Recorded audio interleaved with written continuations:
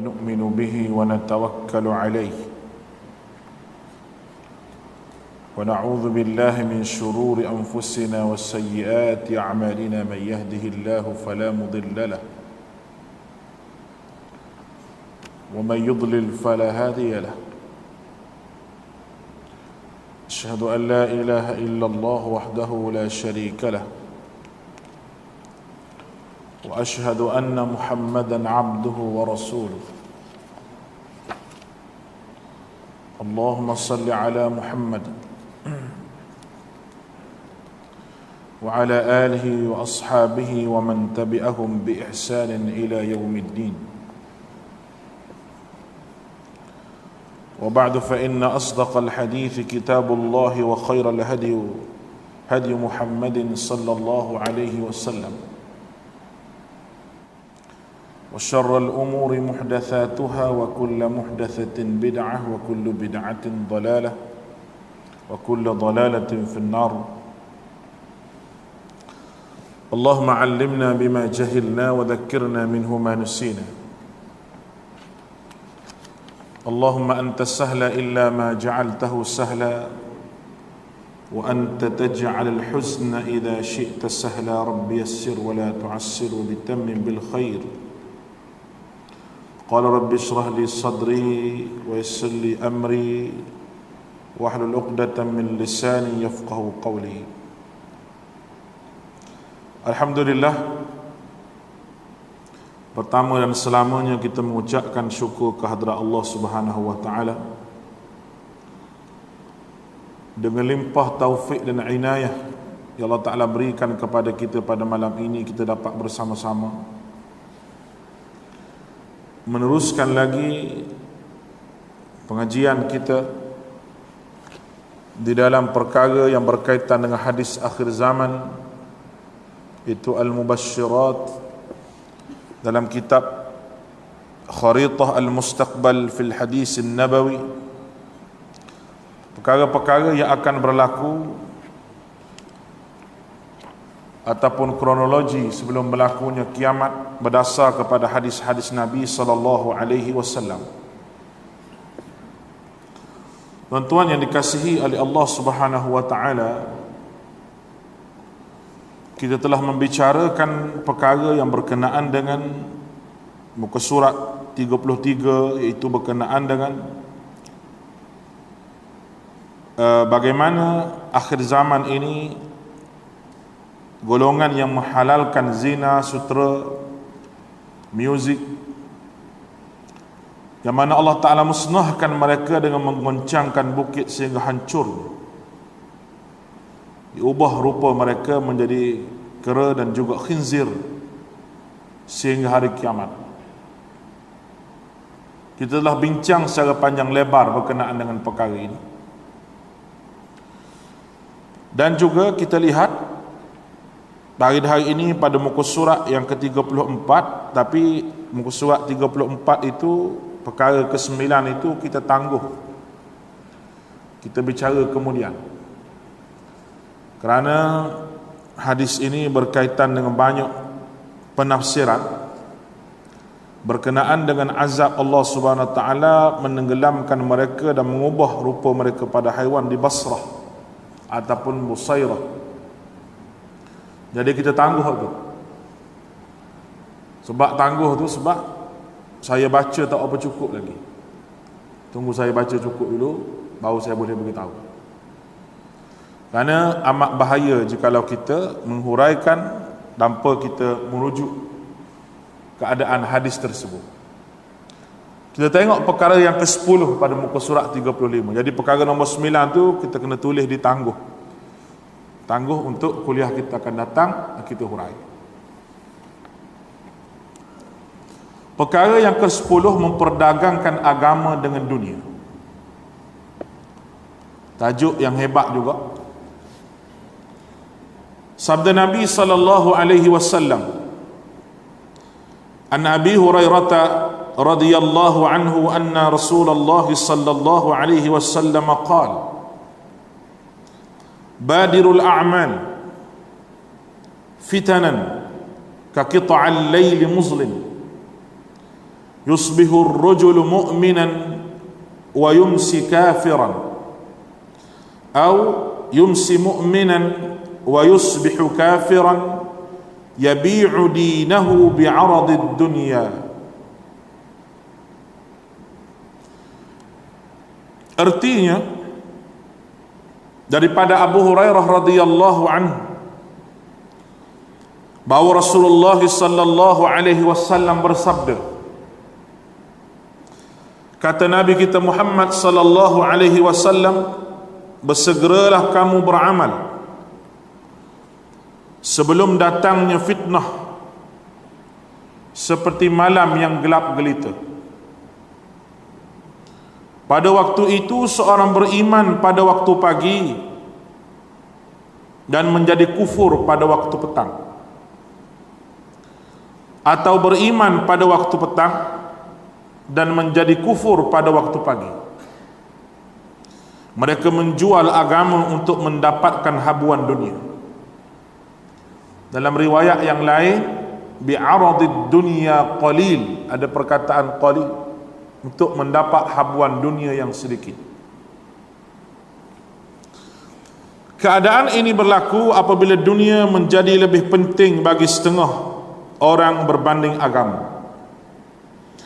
Perhatikan sahaja kepada berlaku ketika pilihan raya, bagaimana sebahagian orang memberikan sokongan undi kepada calon-calon yang menyeru dengan seruan perkauman ataupun kabilah tanpa menghiraukan agama.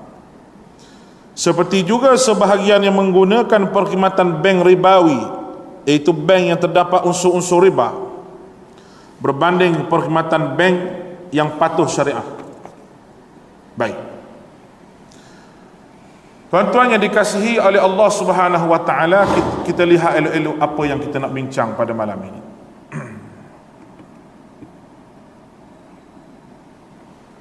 Yang pertama sekali, hadis ini riwayat daripada Abu Hurairah,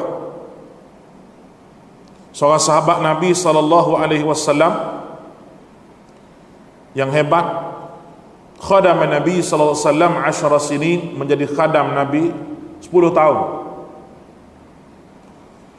Walaupun dalam masa 10 tahun hidup dengan Nabi, tapi mengumpulkan hadis yang begitu banyak,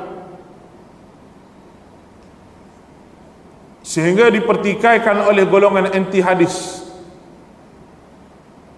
orang yang tolak hadis ni, dengan mengatakan bagaimana seorang yang hidup dengan masa yang singkat boleh menulis banyak hadis tak munasabah. Dia kata dia fikir guna akal, dia tak munasabah.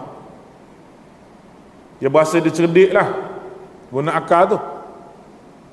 Sebaliknya Abu Hurairah, kalau kita tengok dalam kehidupan dia, dia bertanya kepada para sahabat yang lain yang pernah mendengar perkataan daripada Nabi sallallahu alaihi wasallam. Abu Hurairah tanya sahabat lain yang pernah mendengar perkataan daripada Nabi, yang menyebabkan dia tulis banyak hadis-hadis Nabi sallallahu alaihi wasallam. Dia kata, bersegeralah kamu beramal. Apa makna bersegera? Jangan tangguh. Jangan tangguh untuk melakukan kebaikan, terutamanya bab perkara yang melibatkan amalan. Amalan apa ni? Amalan yang baik, yang disebut sebagai amilus salihat, amal yang soleh. Disuruh supaya kita bersegerakan diri kita untuk melakukan amal. Itu kata Nabi sallallahu alaihi wasallam. Sahabat apabila mendengar perkataan yang berbentuk bersegera ni, sahabat tak tangguh, kecuali golongan yang mempunyai masalah iman dan masalah dalam jiwa dia. Kebaikan adalah satu perkara yang disuruh supaya kita bersegera. Firman Allah Ta'ala, wasari'u ila maghfiratin min rabbikum. Wasari'u, bersegeralah kamu, berlarilah kamu, ila maghfirah, kepada keampunan Allah Subhanahu wa Ta'ala, perampunan daripada Tuhan kamu. Itu kata Allah. Ada ayat Al-Quran juga sari'u saja, ada wasari'u. Tapi semua itu merujuk kepada supaya kita bersegera apabila datangnya arahan Allah, dan kita bersegera apabila datangnya suruhan Allah Subhanahu wa taala di dalam perkara-perkara yang berbentuk dengan amal salihat. Hadirin yang dikasihi oleh Allah Subhanahu wa taala, sebelum datang fitnah seperti malam yang gelap gelita, Nabi ibaratkan fitnah ini ibarat malam yang gelap gelita. Apa makna gelap gelita ni? Tak nampak apalah. Bagaimana orang yang berjalan dalam gelap lain dengan orang yang berjalan di dalam terang. Disebut oleh Nabi ini kaqita'al laili muzlim. Az-zulm itu kegelapan. Berkaitan dengan Al-Quranul Karim menghuraikan kegelapan ini, Al-Quran menyebut Allahu waliyul ladzina amanu yukhrijuhum minaz zulumati ilan nur walladzina kafaru awliya'umut taghut yukhrijunahum minan nur ilaz zulumat. Allah yang menjadi pemimpin kepada orang beriman, mengeluarkan orang beriman daripada minaz zulumat. Az-zulumat ini disebut dengan plural.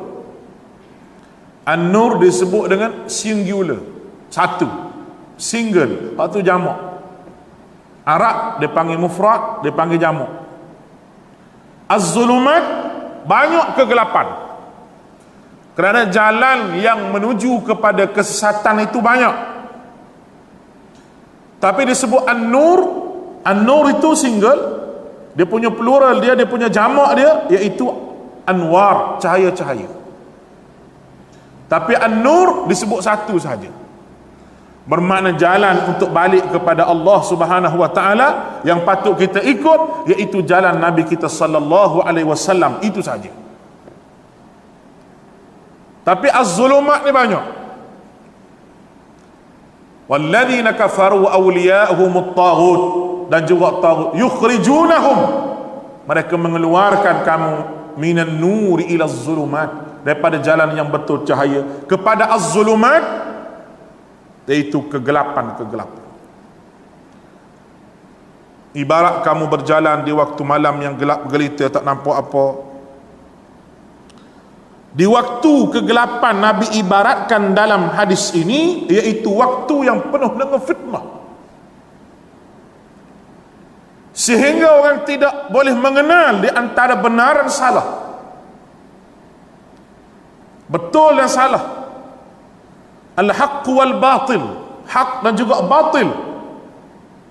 Betapa gelapnya zaman yang disebut oleh Nabi kita Muhammad sallallahu alaihi wasallam. Dan zaman itu kemungkinan memang kita benar pada zaman kita. Orang tak kenal ilmu sunnah Nabi mari aja dengan ilmu adat resam orang tua-tua aja yang tidak bersandar kepada Quran dan hadis. Dengan alasan orang buat semua, kita buat. Tak nampak kegelapan dan tak nampak cahaya. Puncanya apabila kita mengaji bukan daripada mengaji ilmu hak cahaya betul, ilmu asal, ilmu sunnah Nabi sallallahu alaihi wasallam. Kerana ilmu yang asal ataupun ilmu yang bersandarkan kepada sunnah Nabi sallallahu alaihi wasallam adalah ilmu yang tidak dapat dibantah oleh sesiapa pun berkenaan dengan kebenaran dia. Inilah zaman yang kita takut. Zaman yang kita takut. Zaman orang tak boleh nak beza di antara benar dengan al-haqqu, benar dan juga batil. Orang tak boleh nak beza. Sebab sebagaimana disebut oleh Nabi SAW dalam hadis yang lain, orang bercakap agama ni mereka berpakaian sebagaimana kamu, dan juga mereka bercakap sebagaimana kamu. Hum min jildatina wa yatakallamuna bi alsinatina, mereka bercakap macam kita, mereka berpakaian macam kita. Tapi mereka itu golongan yang menjual agama dengan keduniaan yang sedikit. Tuan-tuan dikasihi oleh Allah Subhanahu wa taala, agama yang kita dapat ini adalah benda yang paling berharga dalam hidup kita, sehingga Allah Taala menyuluh kita sampai ke syurga. Oleh kerana itu kita hargai Nabi kita sallallahu alaihi wasallam dengan cara kita ikut sunnah dia. Mudah je ikut. Kalau kita nak buat sunnah Nabi ni, tak dan kita nak buat, tak dan nak buat benda hak tak sunnah. Sebab apa? Banyaknya sunnah Nabi ajar pada kita, sampai tak sempat nak tengok benda hak Nabi tak ajar. Tapi kita orang ini kita rekam benda yang Nabi tak ajar dulu, nak banding dengan Nabi ajar kita. Oh, letih. Islam suruh kita bercampur dalam masyarakat. Islam tak bagi kita duduk seorang-seorang. Islam tak bagi. Agama kita ni bukan agama je ni duduk seorang-seorang senyap-senyap. Tak. Agama kita ni suruh bergaul dengan orang, hidup bermasyarakat. Sebab Nabi pun hidup bermasyarakat. Ada juga ustaz-ustaz ni, dia kata bila orang tanya macam mana kita nak bertapa di bukit ni, dia kata itulah amalan para alim ulama. Ulama mana amal kita tak tahu. Ulama mana? Sebab dia kata itu merupakan amalan Nabi SAW. Lepas daripada Nabi umur 40 tahun baru jadi syariat. Agama ni lepas Nabi terima wahyu. Belum daripada tu Nabi Muhammad SAW ini tak nafi, dijaga oleh Allah Ta'ala, tapi tak jadi syariat lagi. Cuba ta'rif betul-betul berkenaan dengan Nabi kita SAW ni. Jangan ikut kepala otak kita, ikut dalil. Kenapa kadang duduk tempat sunyi ni boleh jadi tenang? Tempat sunyi boleh jadi tenang. Tentu ada dikasih tak nafi. Dari sudut psikologinya memang sunyi itu tenang. Tapi Nabi tak suruh duduk dalam gua seorang-seorang, duduk berzikir, bertapa macam orang duduk bertapa pendekar semua tu. Lama-lama jin mari bisik seorang-seorang. Agama kita tidak meletakkan khas kena bertapa gini barulah jadi dekat dengan Allah. Tidak. Agama kita mengajar kita bangun di tengah malam, di saat tidak ada orang pun bangun, di satu ruang sudut rumah kita berbicara dengan Allah, minta ampun dengan Allah Subhanahu wa taala. Itu yang diajar di sunnah Nabi SAW. Bukan pergi masuk lagu kelam, hidup betapa di situ. Lepas tu bila duduk berzikir, marilah. Mari hak berjubah putih ke, hak berjubah kuning ke, hak berjubah macam-macam lah. Mengaku dia ni wali tu, mengaku dia ni wali tu, wali ni. Kita buat apa? Oh, dia kata dia ajar pada kita zikir gini. Dia siap bagi tasbih lagi pada kita. Real tasbih tu memang ada, sebab dia jin. Dia pergi curi masjid mana tak tahu lah tasbih tu. Waktu mari dalam mimpi pula. Mari dalam mimpi ajar ilmu, baca selawat gini kamu boleh berubat. Dia bangun pagi esok, dia buat sungguh, dia try, boleh sungguh berubat. Nampak sebiji jin ke apa kau nampak, syaitan sudah mula tipu dia. Orang ramai-ramai dia kata apa? Ni merupakan ibadah yang dibuat, yang mana dia ni kasyaf.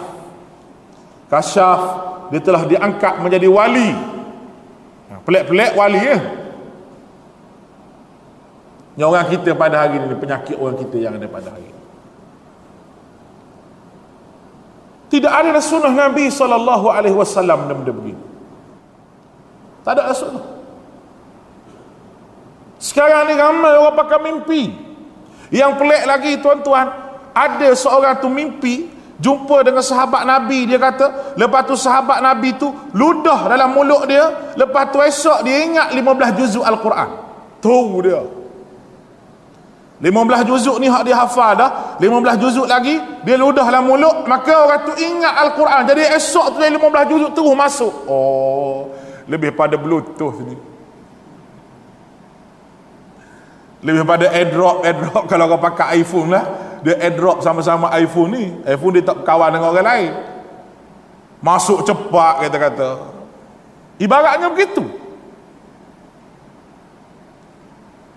Lebih pada sahabat. Sebab sahabat ni Allah Ta'ala bagi dia, Nabi baca Quran, hak tulis. Hak tak sempat nak tulis, dia ingat, dia hafal. Ada sahabat yang Nabi baca sekali dia ingat banyak, ada. Kelebihan Tuhan bagi pada dia. Dan imam kita juga Al-Imam Syafi'i, bila sahabat bila Imam Syafi'i ni orang tanya dia, Syekh hebat, ingatan tu kuat. Ingatan tu kuat macam mana? Dia kata jauh perkara maksiat pada ingatan. Dan dia Imam Syafi'i memang ingatannya luar biasa. Sepatutnya Imam Syafi'i hak jumpa sahabat ni sebab dia hebat. Macam mana tok guru dia tu boleh jumpa dengan sahabat dalam mimpi? Jumpa pula disebut Sayyidina Ali. Jumpa Sayyidina Ali, ludah sekali dalam mulut tu, esok ingat Quran. Saya nak juga mimpi gitu. Sebab letih kita nak jaga Quran ni bukan senang. Hafal mudah ingat. Tanya budak-budak hafal Quran, mudah kita nak ingat hafal Quran ni. Kalau jenis orang otak tu jenis otak kemuncuk dia panggil, dia baca sekali lalu pun 2-3 kali baca ingat. Mudah untuk ingat hafalan baru, tapi nak jaga hafalan lama itu cukup susah. Sebab tu sistem mahat tahfiz mana-mana pun, termasuk mahat saya, pagi dia baca hak baru, malam tu dia kena hafal untuk dia hantar bacaan baru. Paling kurang 1 muka, paling kurang. Kurang lagi setengah muka. Kalau setengah muka pun tak boleh, abdi tengah panas esok. Ingat selalu, perlih ni dia panas sungguh dah. Abdi tak ada 5 minit ingat, bukan dia saja tak ingat, dia malah dia je. Tapi malam, bila kelas waktu malam lepas maghrib, kita kena hantar bacaan yang telah dihafal. Bacaan telah dihafal dia bagi pada 2. Bacaan telah dihafal hak baru dihafal, bacaan telah dihafal yang sebelum ada baru dihafal tu tengah-tengah, dan bacaan satu lagi dia panggil bacaan dihafal telah lama. Maknanya kalau dia juzuk 10, dia kena baca juzuk 7, 7, 8, dan dia kena baca juzuk 1 tu hujung. Biar bergerak seiringan dia panggil. Ingat hak ni, hak belakang pun ingat. Ingat hak ni, hak belakang pun ingat. Tanyalah mana-mana orang yang hafal Quran. Nak ingat Quran itu satu benda yang mudah, tapi nak hafal, jaga bacaan baru tu, bacaan kita hak lama memang susah. Jadi kawan ni pakai mimpi je, ingat selalu, hebat. Tujuan apa nak sebut ni, kita ni mimpi sahabat. Dia nak kata dia tu tabi'in sebab jumpa dengan sahabat dalam mimpi. Tujuan apa nak sebut tok guru dia jumpa Nabi. Tujuannya nak kata bahawa tok guru dia ni sahabat. Sebab boleh jumpa dengan Nabi, jadi tak ada guna hadis-hadis riwayat sahabat-sahabat semua tu. Sahabat orang ramai-ramai 2, 3, 4 orang hak hebat-hebat, hak pecah kepala hafal hadis Nabi tu, hak tak tidur malam apa hadis Nabi, sahabat-sahabat, tak ada guna belaka. Sebab apa? Syariat baru ni mari ikut tok guru dia ya, sebab tok guru dia mimpi. Sebab tu tak ada guna ilmu usul hadis tu, sebab tok guru dia mimpi dah jumpa dengan sahabat. Understand? Cakap putih kau faham? Dah, mudah je, dia nak kata hebat situ je. Ya Rabbi lakal hamd. Syukur pada Allah Subhanahu wa taala. Sebab Allah Taala jaga iman kita. Baik. Zaman kegelapan ini, yusbihur rajulu mu'minan, pagi seorang lelaki itu beriman pada waktu pagi, petang mereka kufur, ataupun petang mereka beriman, pagi mereka kufur. Dua perkara. Apa yang Nabi nak sebut ni, jadi beriman jadi kafir, jadi beriman jadi kafir. Nak beritahu hebatnya ketika itu akidah orang mudah tercabut. Zaman fitnah itu. Memang betul. Pada hari ini nampak di hadapan mata kita bahawa akidah umat pada hari ini mudah dicabut. Mudah dicabut. Sebab itu tuan-tuan dikasihi oleh Allah, perkara asas dalam kehidupan kita, sebelum kita pergi lebih jauh lagi, kita hendaklah menjaga akidah kita dan kita kena belajar ilmu akidah ini. Akidah mana? Akidah salafus salih. Sebab apa saya selalu sebut akidah salafus salih? Akidah yang dekat dengan Nabi SAW. Apa yang diajar oleh Nabi SAW berkenaan dengan akidah. Kerana Nabi, bila Nabi duduk ke Mekah, Nabi nak menghapuskan perkara utama sekali, perkara khurafat, perkara tahyul yang dipegang oleh penduduk Arab jahiliah pada ketika itu. Macam-macam mereka pegang. Mereka undi nasib, mereka sembah berhala. Sebab apa mereka sembah berhala? Mereka berkata bahawa berhala ini merupakan ada hubungan yang baik dengan Allah Subhanahu wa taala. Apa beza pada hari ini? Orang yang panggil wali itu, panggil ruh wali ini supaya menjaga dia, kerana dia kata bahawa wali ini ada hubungan baik dengan Allah Subhanahu wa taala. Apa beza? Akidah ini akidah musyrikin Mekah. Musyrikin Mekah bukan kata Tuhan dua, Tuhan tiga, Tuhan empat. Tuhan yang buat langit bumi ni musyrikin Mekah kata satu je. Bukan Tuhan tu yang buat langit bumi. Zaman Nabi Ibrahim, zaman Nabi Nuh, sampai ke zaman Nabi Muhammad, begitulah keadaannya. Sampai pada zaman kita pada hari ini.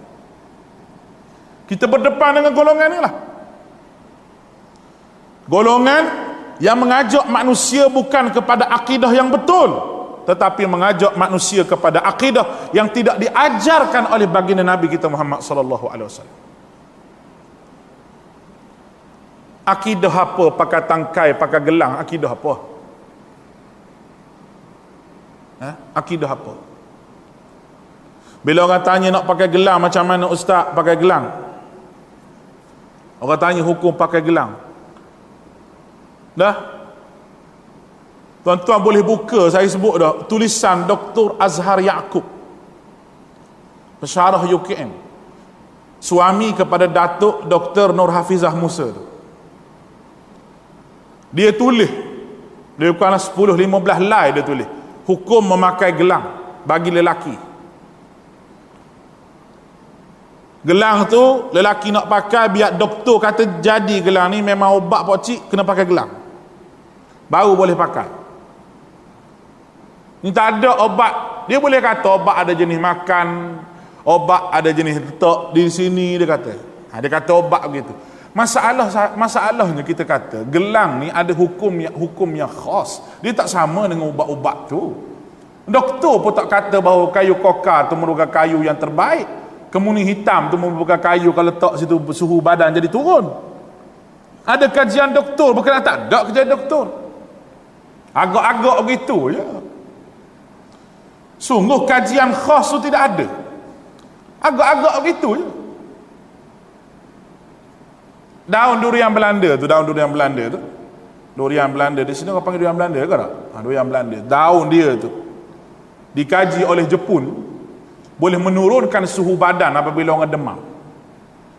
Jepun kaji, kalau baca kajian. Betul ke tak? Betul. InsyaAllah kalau demam, tuan-tuan ambil daun tu, ambil tuan-tuan perah dalam air, letak di kepala, sekejap je suhu turun. Sebab dalam tu dia ada satu benda yang boleh menyejukkan organ tubuh badan. Itu kata Jepun. Tu obat, betul tu obat, kata tu obat. Ni pakar gelang duduk sini. Siapa dia kata? Tahu, orang tu kata.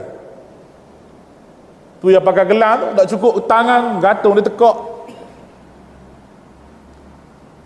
Ini bukan daripada ajaran agama. Saya tak mau kata pada siapa-siapa, tapi kita nak memperbetulkan sebab ini melibatkan akidah umat Islam. Tuan dikasihi oleh Allah. Kalau kita ni ada dosa berkaitan dengan perangai-perangai yang tidak baik kita, dengan rahmat Allah Ta'ala kita minta ampun, boleh masuk syurga kita. Tetapi jikalau kita ni ada dosa yang melebatkan akidah kita, tak masuk syurga. Bermakna cabaran akhir zaman adalah hadis ni cabaran akidah. Cabaran akidah. Orang duk sebar video, bagaimana orang tanya saya, banyak orang tanya saya. Tak larat nak jawab kadang-kadang. Hak tanya, hak menyumpah pun ada. Buka Facebook pagi-pagi, buka mesej, menatang Wahabi, dia kata. Menyumpah. Tak usah cakap banyak lah, dia kata apa-apa, dia cakap dia. Saya pun malas layan, saya suruh blok, kata. So admin kata blok dia. Jawab pun tak ada guna juga. Pagi-pagi lagi tu kita tak ada kerja apa malam dia tu. Tak ada kerja apa baru-baru tu marah. Kita tak marah ke dia, mudah-mudahan Tuhan bagi hidayah pada dia. Di antara video-videonya orang tanya baru macam mana ni ustaz, negara Saudi ni buat masuk konsert dan sebagainya. Bagaimana? Saya kata sama macam negara lain. Hak ada konsert tu sama je. Hak salah tetap salah. Cuma orang kita ni jadi telajak. Jadi nak marah ke Saudi, habis ulama Saudi tu dia marah semua sekali. Ulama Saudi syaitan bisu lah, duduk diam tak tegur pemerintah. Kita mana tahu dia tak tegur pemerintah. Berapa orang ulama duduk dalam penjara Saudi tu kita tengok. Ramai juga hak menegur pemerintah secara lantang. Ada hak menegur dengan surat, ada hak menegur dengan pergi jumpa depan-depan, bagi tahu benda ni tak boleh, benda ni boleh, benda ni boleh. Kita tak pernah kata pun konsert di Mesir tu, kita tak pernah kata pun macam mana ulama Azhar ni, habis ulama Azhar ni semua rosak-rosak belaka. Sebab apa? Membiarkan konsert di Mesir. Bukan konsert jadi Mesir, dia banyak perkara lagi berlaku dengan dadah, dengan apa. Pernah kita kata kalau ulama Azhar, kita tak pernah kata. Jadi nak marah pada kerajaan Saudi buat mai konsert tu betul. Jangan marah sampai ke ulama dia, jangan. Tu tak betul. Sebab ulama dia kita tak tahu dia tegur dengan cara betul ataupun tidak. Macam kita jugalah. Kita tegur kerajaan. Benda yang tak baik kita tegur. Masalah arak kita kata, kita tegur. Menteri wilayah kita, ahli parlimen Arau dia menghadkan minuman arak, lesen arak kepada kedai-kedai nak jual, kita sokong. Kita kata tindakan dia tu ada orang marah ke dia? Siapa dia marah? Tentulah bukan Islam marah. Sebab merugikan perniagaan mereka, dia kata. Kena jaga juga. Kita nak bagi tahu dalam negara ni ramai orang Islam. Orang bukan Islam tu sikit. Nak banding dengan orang ramai Islam. Jadi mu kena tahulah Malaysia ni siapa dia ramai. Majoriti siapa kalau mu nak duduk di sini. Kalau mu rasa nak matak darah harap, mu pindah negara lain. Boleh gitu? Nah, tu je isu dia. Memang baguslah. Cuma dia kata zaman siapa mitok tu, tu masalah politik lah. Hakikatnya kerajaan dia kena fikir hak bukan Islam ni macam mana. Di negara Saudi ni majoriti Islam. Dia buat mari konsert mari di Allah hebat kalau tengok video tu pak cik cabut piah tu. Piah ada bergegar begini gitu tengok. Tak. Macam saya cerita tu lah. Saya turun di airport Jeddah, turun di airport tu. Dia buat festival tu lah di Jeddah. Masa tu kebetulan saya duduk turun di Jeddah tu. Tuan-tuan tahu? Saya tak tahu.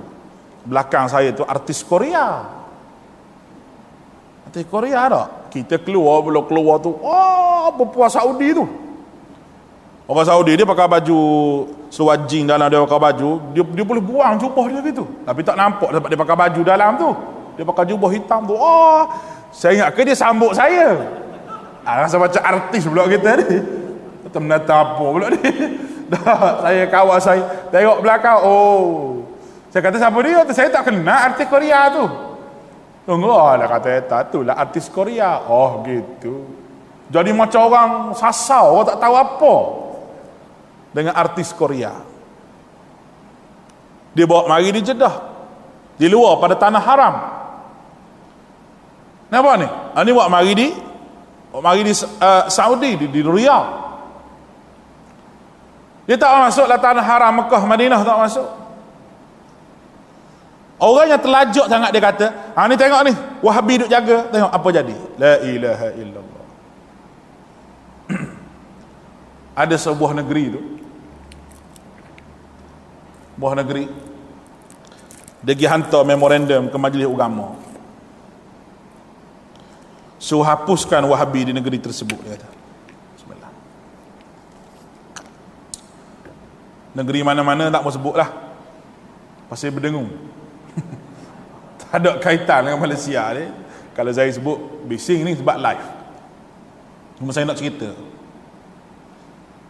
Masuk jumpa mufti tak layan. Mufti negeri sebut kata, awak pergi jumpa dengan ustaz ni lah. Dia sebut nama seorang ustaz tu, sebab dia mengaji Saudi.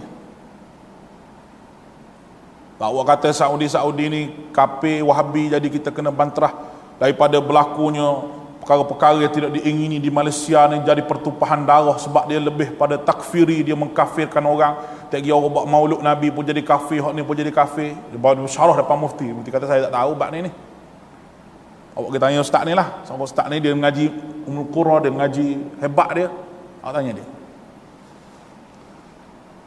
Jadi ustaz tu pun masuk kawan tu, hak nak hantar memorandum tu lah, masuk tanya.